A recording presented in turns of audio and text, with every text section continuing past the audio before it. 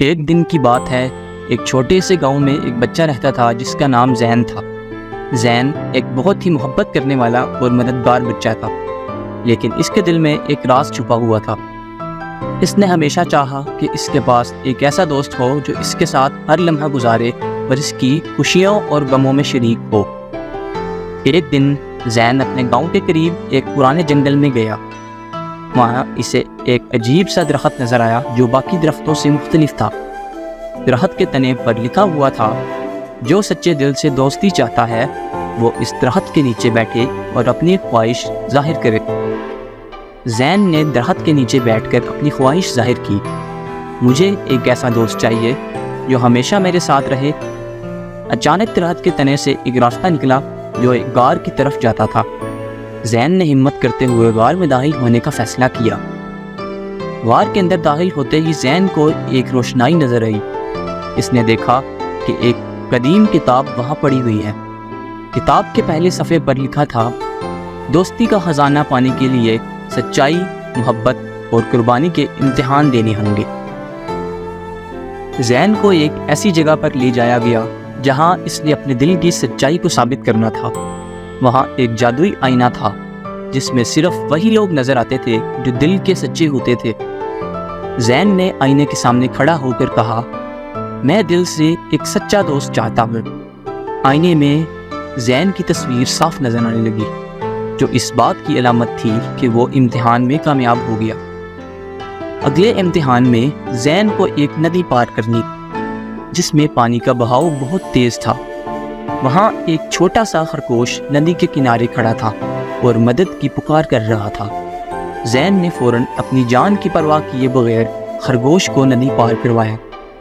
خرگوش نے شکریہ ادا کیا اور کہا، تم نے محبت کا امتحان بھی پاس کر لیا۔ آخری امتحان میں زین کو ایک پھول کی تلاش کرنی تھی جو صرف رات کے وقت کھلتا تھا اور بہت نایاب تھا۔ وہ پوری رات جنگل میں پھول کی تلاش کرتا رہا۔ آخر کار اس نے پھول کو پایا، لیکن اس کے ساتھ ہی ایک بوڑھے آدمی کی آواز آئی، مجھے یہ پھول چاہیے تاکہ میری بیماری ٹھیک ہو سکے۔ زین نے بغیر سوچے سمجھے پھول بوڑھے آدمی کو دے دیا۔ بوڑھے آدمی نے پھول لیتے ہی ایک جادوئی چھڑی نکالی اور زین کو کہا، تم نے قربانی کا امتحان بھی پاس کر لیا، یہ لو، یہ دوستی کا خزانہ ہے۔ اچانک زین نے اپنے آپ کو ایک خوبصورت باغ میں پایا جہاں بہت سے بچے کھیل رہے تھے۔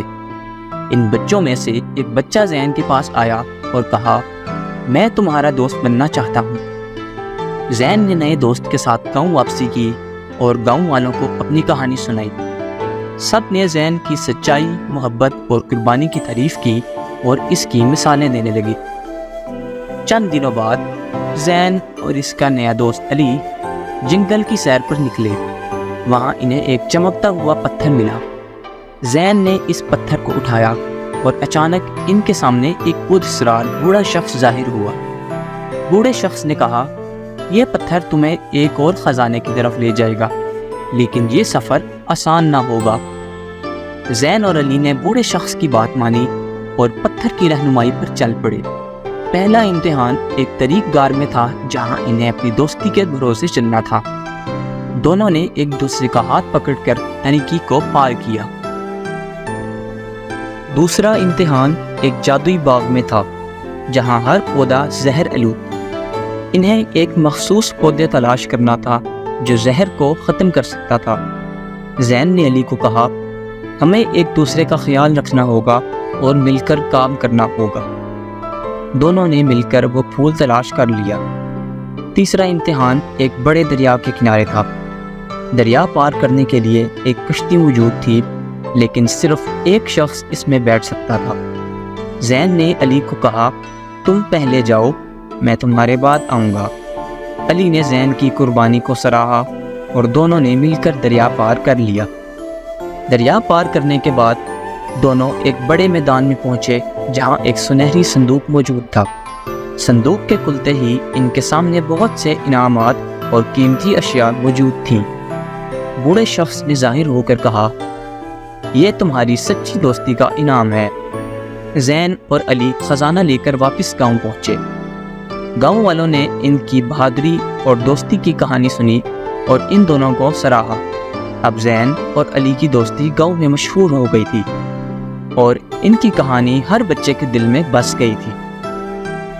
چند دن بعد زین اور علی نے سنا کہ جنگل میں ایک اور خطرہ موجود ہے۔ گاؤں والے خوف زدہ ہو گئے اور انہوں نے مدد کی پکار کی۔ زین اور علی نے فیصلہ کیا کہ وہ دوبارہ جنگل میں جائیں گے اور اس نئے خطرے کا مقابلہ کریں گے۔ زین اور علی جنگل کی گہرائی میں پہنچے جہاں انہیں ایک خندق ملی جو بہت گہری تھی۔ انہوں نے ایک پل بنایا اور ایک دوسرے کا ہاتھ پکڑ کر خندق پار کی۔ جنگل کے ایک اور حصے میں انہوں نے ایک جادوئی جانور کو دیکھا جو زخموں سے چور تھا۔ زین نے جانور کی مرہم پٹی کی اور اسے دوبارہ صحت یاب کیا۔ جانور نے شکریہ کے طور پر انہیں ایک اور خزانے کی طرف رہنمائی کی۔ آخر کار زین اور علی اس غار میں پہنچے جہاں خزانہ محفوظ تھا۔ غار کی حفاظت ایک خوف زدہ اسدحہ کر رہا تھا۔ زین اور علی نے اپنی بہادری اور چالاکی سے اسدحہ کو شکست دی اور خزانہ حاصل کر لیا۔ علی اور زین دوبارہ گاؤں واپس آئے اور گاؤں والوں کو خزانہ دیا۔ گاؤں والے بہت خوش ہوئے اور زین اور علی کی تعریف کی۔ تو اس کہانی سے ہمیں یہ سبق ملتا ہے، دوستی کی حقیقی قدر سچائی، محبت اور قربانی میں چھپی ہوتی ہے۔ اگر ہم اپنے دوستوں کا خیال رکھیں اور ان کی مدد کریں تو ہم ہر مشکل کا سامنا کر سکتے ہیں اور کامیاب ہو سکتے ہیں۔